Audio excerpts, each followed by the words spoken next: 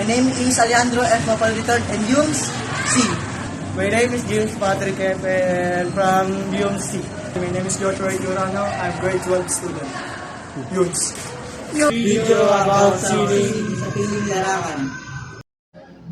Ang kasalukuyang simbahan ay tinayo noong ika-17 siglo noong ang ikalawang digmaan pandaigdig.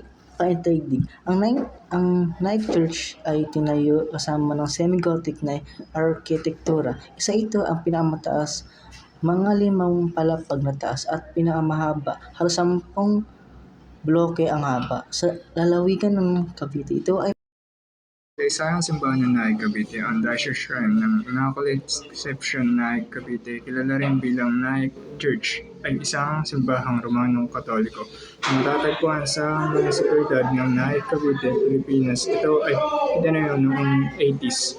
Poblasyon Naik ay isang kalmirang bahagi ng kasalukuyang lugar ng bayan. Ito ay malapit sa isang ginawa noong panahon ni Juan Matabas. Ang pagbabago Lakad, ng boy! relasyon ng poblasyon Lakad kayo! noong 1798 sa panahon ng administrasyon ni Don Miguel de la Cruz. Ang unang acting nagsiginor ng bayan ay parokya. Ito ay itinatag noong 1796 at pinapangunahan ni Pedro Antonio de Escort.